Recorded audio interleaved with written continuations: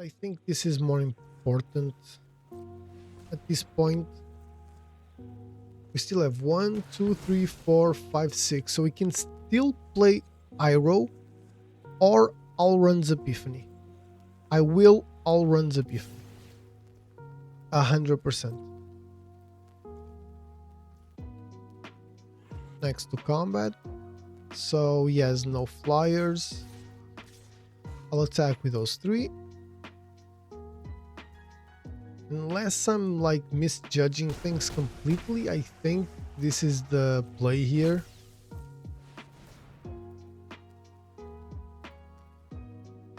Our opponent might have a counter or something.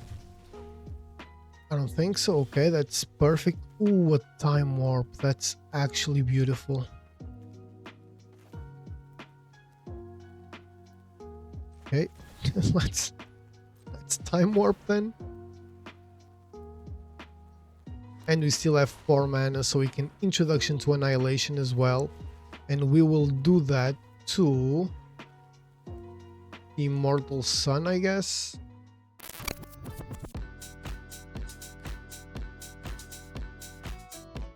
How's it going, everyone? Welcome to another video on the channel. Today's video will be another Out Brawl episode. This time is episode 26. This always happens now. Please fix that. And we have Iroh Grand Lotus as our commander for this episode. For all of you that don't know, Iroh Grand Lotus is a new avatar commander. It costs 3 generic, 1 green, 1 blue, 1 red. It has firebending 2, and during your turn, each non-lesson instant and sorcery card in your graveyard has flashback. The flashback cost is equal to that card's mana cost. During your turn, each lesson card in your graveyard has flashback 1. Basically, that means you can play every instant and sorcery spell twice. Because after you flashback it gets exiled. So for that we have a multitude of things. I tried building a deck where you basically want to kind of utilize the firebending ability, but not as aggressively as, for example, with the Ishin deck, but we have some of that. We tried winning mostly with cards like Longshot Rebel Bowman that deals 2 damage to each opponent whenever you cast a non-creature spell. It also makes your non-creature spells cost 1 less to cast, meaning instant, sorceries, enchantments, artifacts, all that good stuff. More like that, we have Gutter Snipe, Fiery Inscription, Niv Mizzet Baron, and I think that's it. So these 4, basically every time you play a non-creature spell / an instant or sorcery spell, you ping your opponent or a creature, for example in case of Niv Mizzet Baron. Another thing you want to do with this deck, or I wanted to do with this deck at least, was make things as cheap as possible. So we have cards like Goblin Electromancer, Longshot Rebel Bowman like we spoke before, Grand that whenever you have 3 lessons in the graveyard they cost 1 less. Baral Chief of Compliance as well, it makes instant and sorcery spells you cast cost 1 less. Stormcatch Mentor as well does the same thing pretty much. Uncle Iroh will make your lesson spells cost 1 less, so that also works that way. And we also have a card like Archmage of Runes that makes instant and sorcery spells cast 1 less, and whenever you cast an instant or sorcery spell, you draw a card. These cards with Iroh Grand Lotus make basically every lesson you have costs pretty much 0.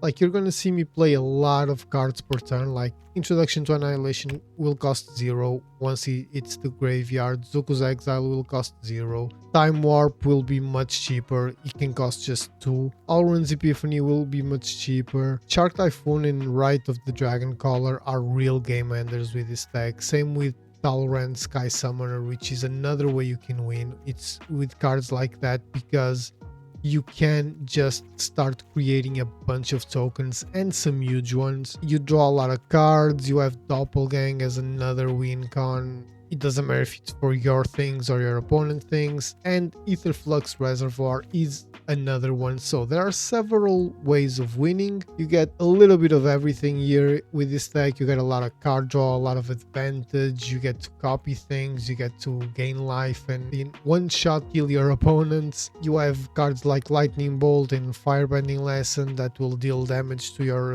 opponent's creatures controlling the board that way. Brotherhood's End that will take care of some crazy stuff your opponent might have. Cyclonic Rift is another great win con basically in a lot of situations. You get extra turns, so there's a lot of things happening. I think the games will speak for themselves. Hopefully you guys enjoyed the video. Do not forget that there's a giveaway going on right now, so go to my socials. And yeah, I'm not gonna yap for much longer. I spoke a lot already. Let's get in some games. We're playing against Blackout 99 with Margot on the case as his commander.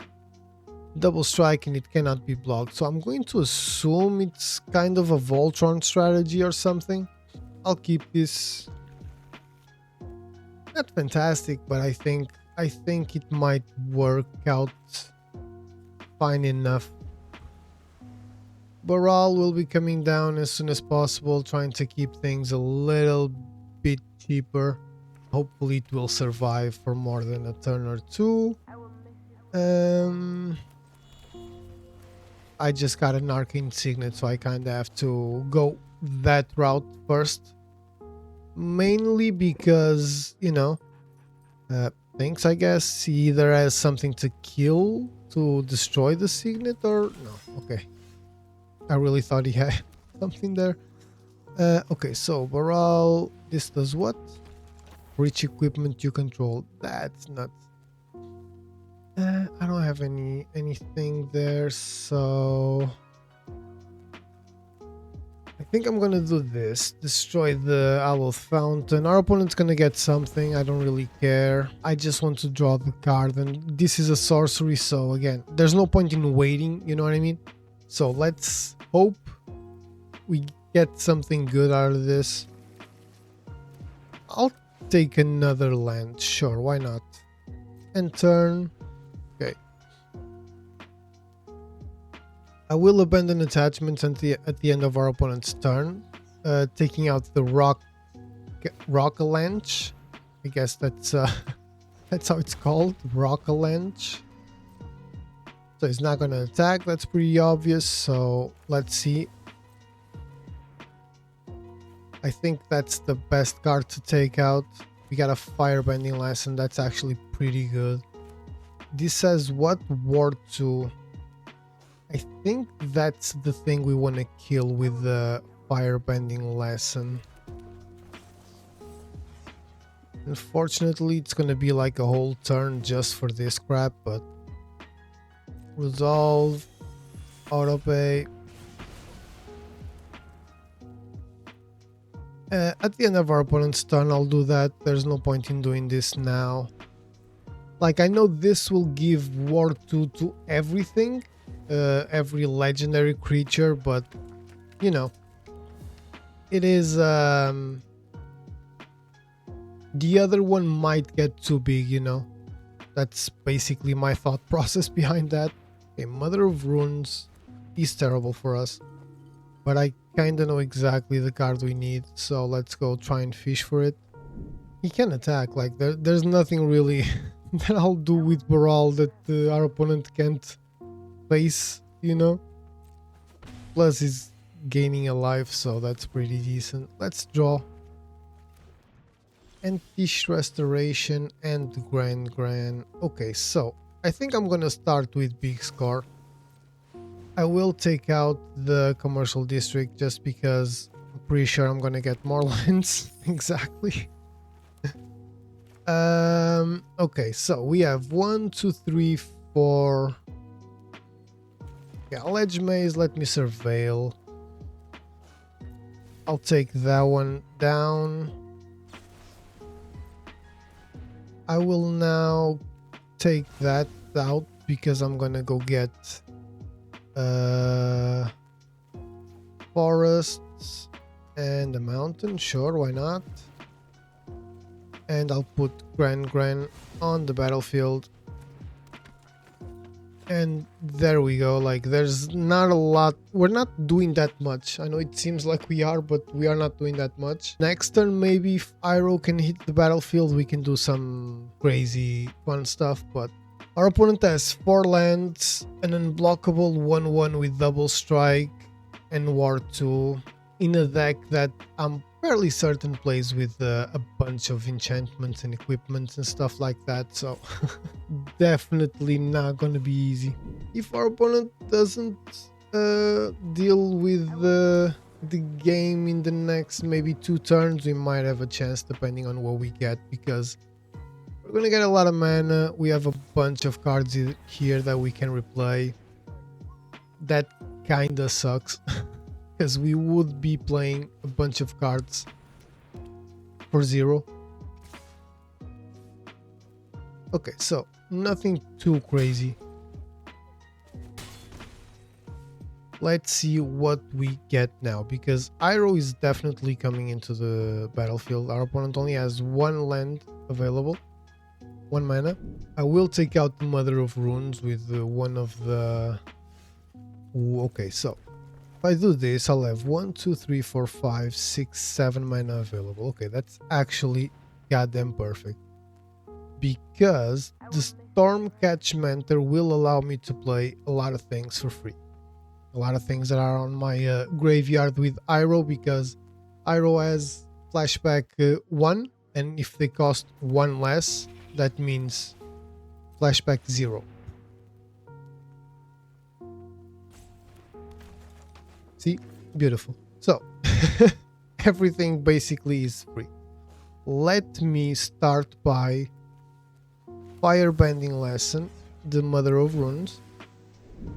Let's see if our opponent will give protection to something. Okay, I guess he will. Mother of Runes, okay. Mother of Runes itself can get protection. That's fine. Because now I will... Let me think. I can't pay the ward there. I can take out Mother of Runes. I think I'm gonna go with this one. I'm gonna draw. See what we get. Maybe abandon attachments after.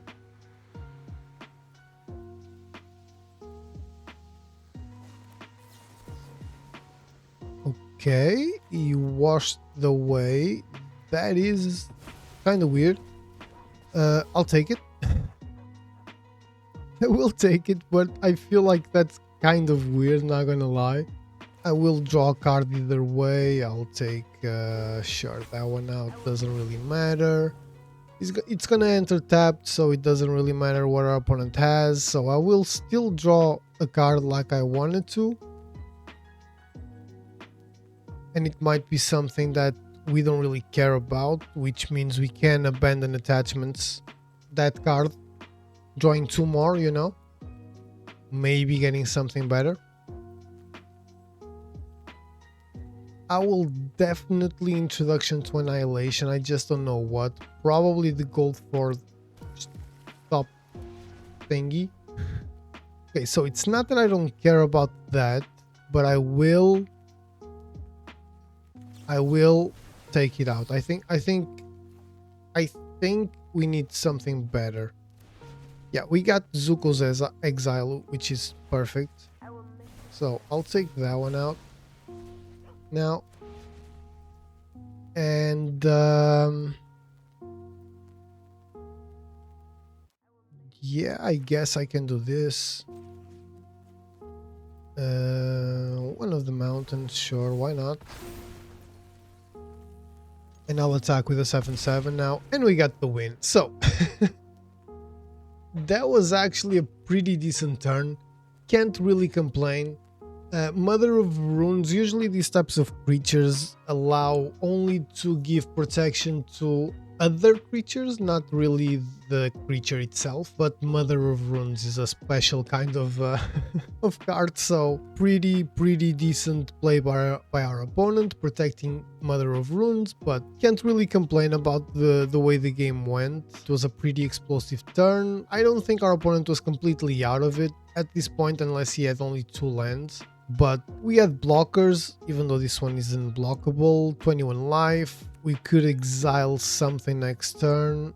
We would get back the Antish Restoration and the big score as well, so we could fish for more lands and more cards. So we were in a pretty good position. Yeah, let's get into another one.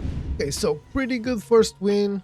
The only Dracula, the Festive Fighter, playing with Boomy Unleashed is going to be our next opponent. Risky, but I'll keep because we can surveil, see if we can get another land, and if not, we have Firebender Ascension that, you know, depending on what we draw, we can do some stuff with it, I guess. So let's see if we can hit another land. Well, close enough. We don't have the green, but we'll keep the Firebender Ascension plan and dream of better days, I guess. Because I just now noticed that we don't really have another, not even an instant. Okay, I'll take that. I'll definitely take that one. We'll go with a Heuristic Study, screw it. Our opponent has 2 greens, so the chances of our opponent having something to destroy enchantments is quite big. Or we can just get the win. Heuristic Study is a game changer for a reason. I don't really understand why our opponent just said screw it and left, but 2 for 2. Let's get it. Brother, 2 games in a row where we were literally 1 turn away of winning and our opponent just got everything. Losing to a Emrakul controlling your turn just destroys your mental state. That is crazy, man. But we go again. 2026, new year, new me. Nah, I'm the same guy. Don't kid yourself, I'm the exact same guy. Okay, so we have some stuff. Hello. Katara already live and kicking. This is gonna be a rough game if we don't get something like this. Exactly like this.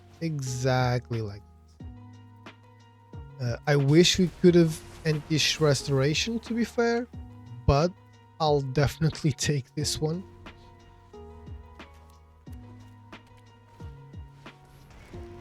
All creature cards you own with mana value. I don't like this at all. Gutter Snipe is good, but will that help me? Well, I'm gonna Antish Restoration, so who cares?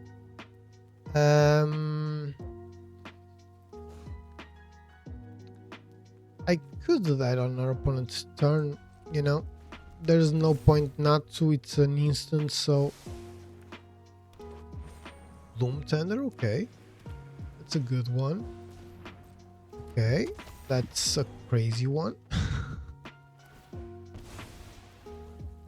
I think I'm gonna go do that right now. I'll take out the Shivan Reef, go get another blue and another red. I think that makes sense. We have 4 mana now. I think Case of the Ransack Lab is probably our best bet. But if we get an untap, we have 5 with Arcane Signet, so if we get an untap land, we'll probably Shark Typhoon, so that we can try and start. Because let's not kid ourselves, our opponent will have a way of dealing with this. Maybe not right now, but maybe probably in a turn or 2. But we'll hopefully get at least 1 use out of our Shark Typhoon. Damn, man, that's crazy. Okay, we got one use out of it. Do I have anything here? When a value 3 or less, that's definitely not the case. Okay, so this, I think it's gonna be important, so I'm gonna play this. And I think this is our best call at the moment. And I don't have 6 to water band, but I think I want to draw 2 cards. Because I only have 1 card in hand, so that's going to be very helpful. Okay, so pretty decent. We have 3 blockers at least. We got some usage out of our Shark Typhoon. Now we kinda need to be very careful with our choices. I think Introduction to Annihilation is gonna be a very good one here. Like, I don't have a lot of stuff on the graveyard to really justify utilizing Iroh, so what the hell does this do? Okay, it's untapping every creature. Of course it is. And the Soul Order, so now he's gonna... Complications. Do not stop. Okay. We can actually destroy that, which is fantastic. And I think that's exactly what I'm going to do now. We have 1, 2, 3, 4, 5, 6 mana, right? 1, 2, 3, 4, 5, 6. Okay. So we want something that comes in and tap. I don't mind. Do we need what colors? Yeah, I don't mind paying to life here. Oh, we have that one as well. So I will do this. Take that thing or that. What's that? It draws spells and creatures, but I think this is more important at this point. We still have 1, 2, 3, 4, 5, 6, so we can still play Iroh or Alrund's Epiphany. I will Alrund's Epiphany 100%. Next to combat, so he has no flyers. I'll attack with those 3. Unless I'm like misjudging things completely, I think this is the play here.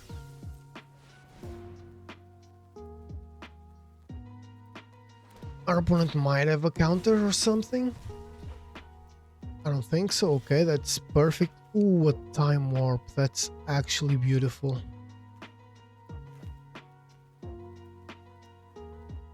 Okay, let's time warp then.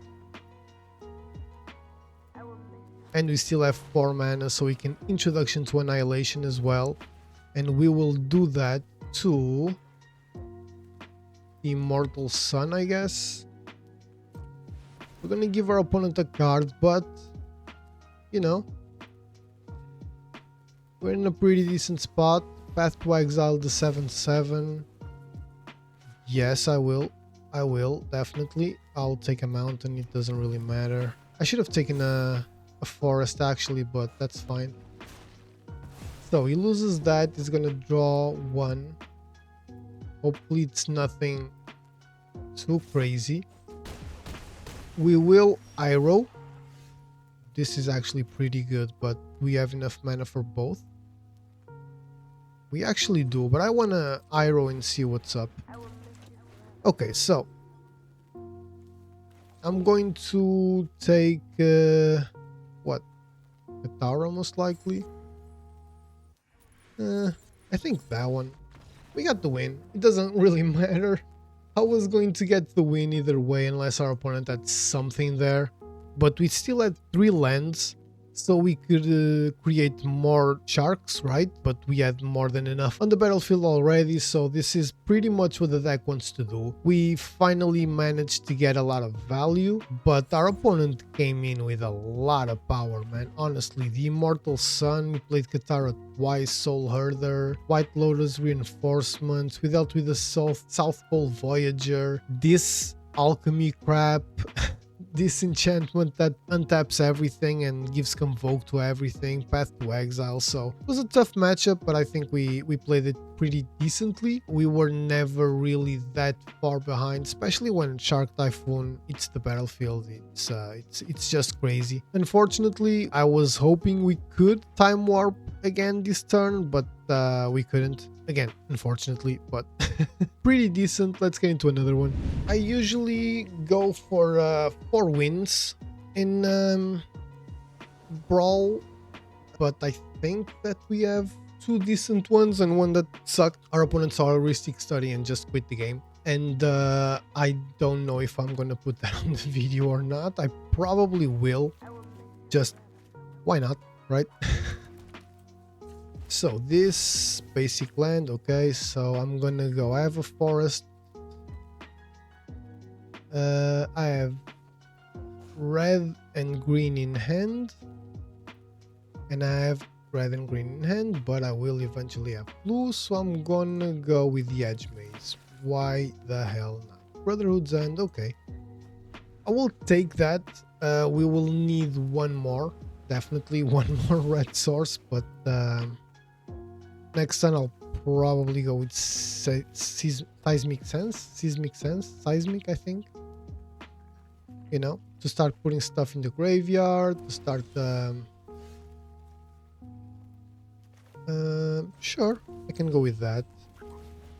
We have 2. Let's see if we get perfect. We got the land we needed for the Brotherhood's End. That's a 3/3, so that's beautiful. Gorgeous, amazing. Fire Inscription is pretty good as well. Now everything we play that's an instant or a sorcery will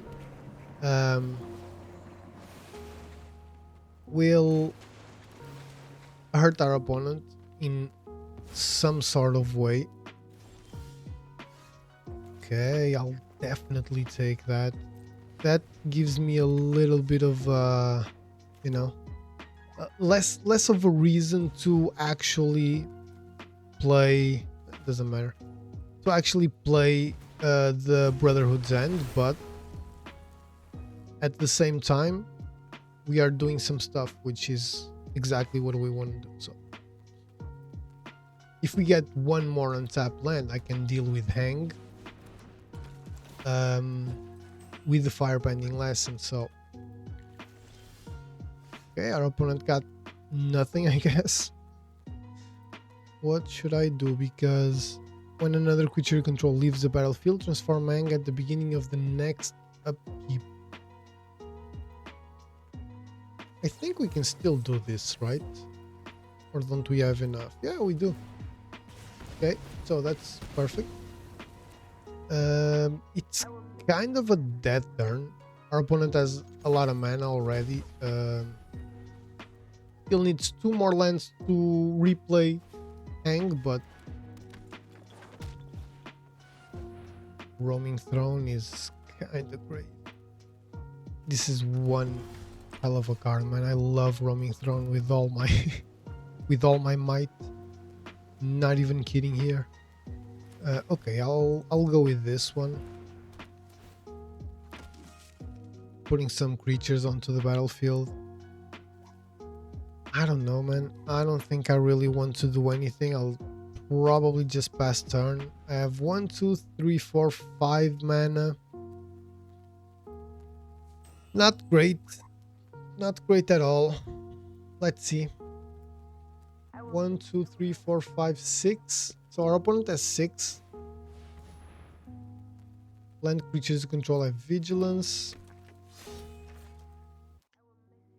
He still only has 6 mana because he doesn't have the cup, which kind of like doubles the amount of mana you put. So he's gonna probably exile the Earthbending Student and do it again, I would say. Yeah. Which, you know, it's not great, but it's not terrible. We can take everything out with the Brotherhood's End, except Roaming Throne, I mean. So, not brilliant. It's not, it's not the best deal for us, but no, that would have been fantastic. I'm not even joking. I would love if our opponent did that. Let's see if he chooses 2 different lands. Okay, he did. That's good. I don't really think I have another option. Well, maybe I do. So if I go with this makes things cheaper. Well, let's see. Let's try it, right? So I'm gonna go with seismic sense, I guess. First. Ooh, I already played the land, so that doesn't matter, but I really like this one. I can firebending lesson something. The Avacyn's Pilgrim, maybe, because that gives our opponent another land. So I guess that's it. I guess that's not that bad. And I can do this on that forest already, just to, you know, take out, deal a little bit more damage to our opponent. And now let's see. Our opponent has a lot of creatures. We don't. We have 3 blockers only, and this can get very, very, very messy. Exactly. So definitely take action. But at the same time, okay, so I guess it's just gonna keep doing those things. I have no way of going with the Art of Tea, unfortunately, so I'll take 4. Our opponent will most likely go Charming Prince. Oh no, oh right, so that he can have a blocker, I'm assuming. Okay, that was an interesting play from our opponent.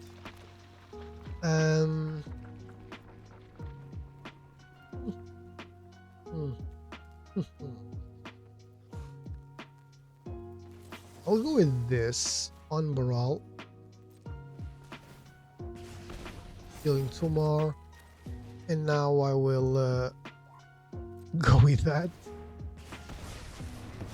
Basically killing everything except the Roaming Throne, which is interesting in and of itself.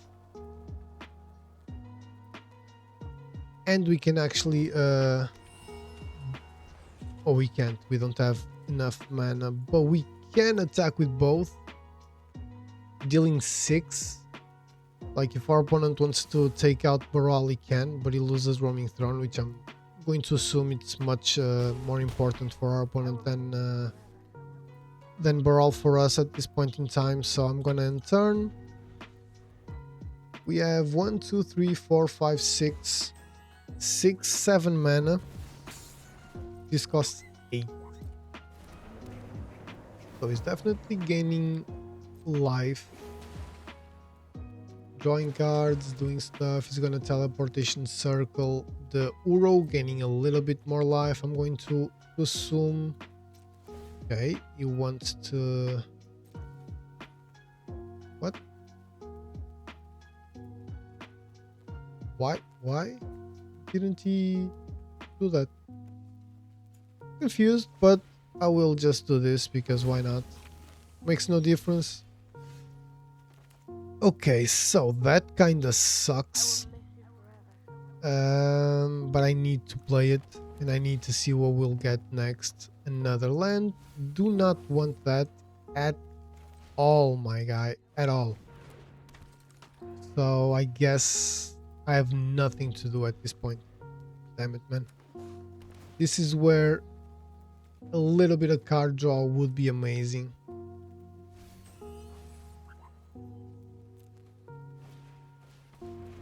Okay. Like, if he attacks with Roaming Throne, so he's gonna airbend what? Nothing? That's weird, man. I'm finding that kind of weird, not gonna lie. Okay, so again, nothing? Okay, so that does it. We will take it, man. I'm not gonna complain. A Cyclonic Rift win. It seems like Cyclonic Rift goes on every single one of my decks that play with blue, and there's a reason for it. This is the reason.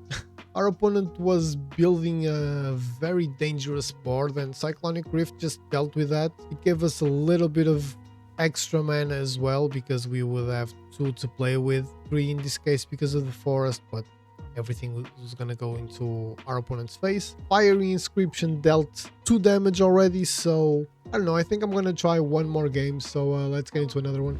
Okay, so as someone that has brought a Sokka Tenacious Tactician deck to the channel, I definitely expect a lot of difficulties. So we're gonna start with the Otawara so we can brainstorm. Starting to put stuff in the graveyard as well. Oh, of course he has. This is incredible, man. My opponents just have goddamn everything. It's crazy. If I have a ley line, I will not see it. I guarantee you I will not see a ley line. I'll put these 2. I'm not gonna play either one of those, so I want a Chromatic Lantern. Why not? Carplusen Forest, why not? I can just Firebending Lesson something, probably. I don't know what, but I can. That's a 3/3, so that's definitely not it. Okay, our opponent's just doing that. I'm not gonna accumulate Wisdom because it doesn't make sense. I already know one of the cards I'm gonna get, so let us Chromatic Lantern as well. We're all ramping up a little bit. Okay, so next turn we're gonna have to put an island and most likely Gutter Snipe or something along those lines. Well, actually we can Firebending Lesson for 5. Do we want that though?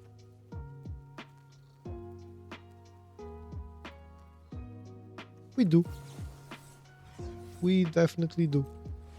So that goes. Gonna cost 6 to be played now. Our opponent only has 4. Let's call it 5. Okay, so 4, I guess. We have 1, 2, 3, 4, 5, 6 mana. So we can Gutter Snipe and Herbalist.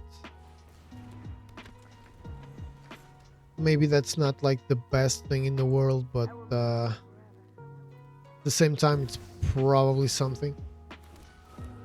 Okay, Fervor is not great for us, but so far we're not gonna be, be dealt that much of a damage.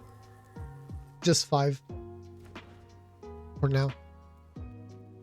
I will reiterate that. Okay, so I don't know why our opponent is looking at Gutter Snipe. What? Why do...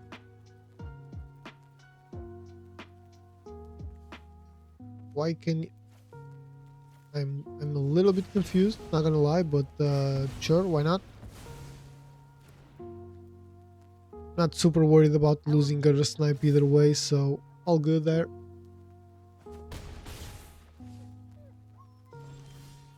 Okay, Steam Vents, we're paying 2 life there. We still have 2 mana available, so I'm gonna do that. I am gonna do that. I think I'm gonna accumulate wisdom. Sure, why not? I think accumulate wisdom is probably the best option here, because depending on what we get, we can try and kill Kaikar. See? We can actually go and try and take out that thing there. I don't know if that's going to be possible, but that was pretty decent. And we have a lot of mana, so 1 2 3 4 5 6 7 mana. Of course we're gonna get it back. We can doppelgang actually. 1 2 1 2 3 1 2 3 with our commando. If he sacrifices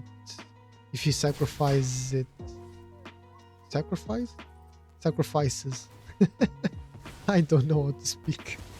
Okay, that's fine by me. 3 steps ahead is not a bad one, to be fair. 1 2 3 1 2. So it's not worth it. I think I'm just gonna pass turn with everything open, because we can either Agna Kel A, we can do this and see what's up. Okay, discard the card. I'll discard the land because it's gonna come in tapped either way, so it's not gonna be helpful. And we're gonna draw another card now, so we got an untapped land, so that's perfect. I can either Ristic Study. Yeah, I'm gonna Ristic Study. I'm gonna see if I can get a little bit of advantage out of the Ristic Study. It's risky, but Sokka costs 8 now, so maybe. Our opponent is avoiding plays, I guess, so that, I mean, it could just pay, right? As well, but I'll Uncle Iroh. I don't want to just, I'm playing it very safe. I was pretty sure our opponent had something, but that's supposed to come before the card is on the stack. I can Earthbend 2. Nah, there's no point. I'll just attack and I'll pass turn. I am a little worried. What's this? The Ascendancy. Whenever you cast a non-creature spell, creatures you control. Okay. Let's see if our opponent pays, because he has 3 mana, so I'm assuming he will. And I think next turn is gonna be either Doppelgang or Iroh turn. Either or for sure. So 1 2 1 2 3 1 2 3.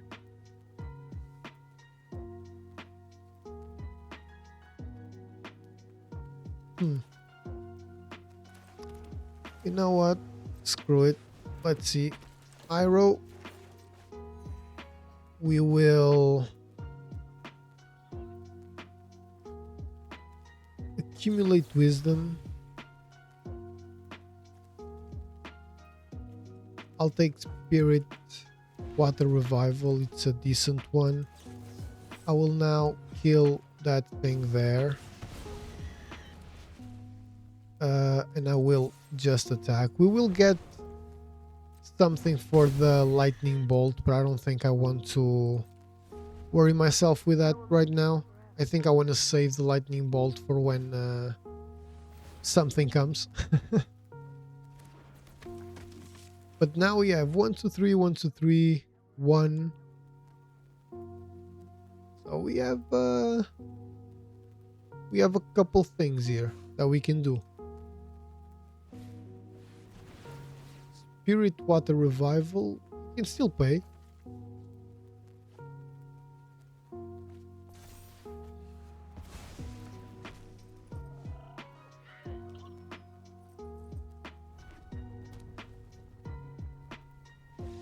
And we got the win. Sorry for the silence, I was taking a sip while our opponent just decided to take his turn, but we will definitely have Doppelgang next turn, and we would take, most likely, if I had to guess, I would say Jeskai Ascendancy. We would copy it twice, which would be fantastic, and probably Rhystic Study. That would have taken our opponent pretty much out of the game. Everything he played, we would have drawn 20 cards because you wouldn't have been able to pay for each Rhystic Study trigger. We would have 3 Rhystic Studies on the battlefield. That's insane. But yeah, this is gonna be the final game of the video. Iroh Grand Lotus, what can I say? Like, it's a very good card. It's one of those commanders that can go crazy. I think you saw a couple of games where, you know, in a turn everything changes with this card, but it's not an easy commander to maneuver or build, in my opinion, because sure, you can go the ramp and play a lot of instants and sorceries. You know, you ramp in the first couple of turns and then just go instant and sorcery crazy, which is a very good way to build this. But I think being an avatar deck, it's important to have a lot of lessons as well. And I try to build it kind of with both things in mind. And also a lot of creatures. I can show you guys here, but I'm sure I spoke about that in the intro. A lot of creatures that make lessons cheaper. Mana Dorks, I have like 1 and I think this is it. Fire Bending, so you can utilize your instants better and more efficiently. The deck works pretty well. I had a blast playing with it. Played over 100 games before remembering that, oh, we have extra turns as sorceries and adding them to the deck, so that made the deck a little bit stronger. One thing I don't understand is how Magic Q works. I do not understand it because I've played against shrines like 40 times with this deck. We won some, we lost some, you know, it's not win or lose type of complaint. It's just very repetitive. For some reason, that has never happened to me, that I recall at least. So, but anyway, guys, this was the video. Hope you guys enjoyed it. If you did, please don't forget to leave the like, comment, share, subscribe. It helps out the channel a ton. It's extremely appreciated. I'm sure I said this before, but the goal for 2026 is 1,000 subs. No more, no less. That's it. I don't want more than that even.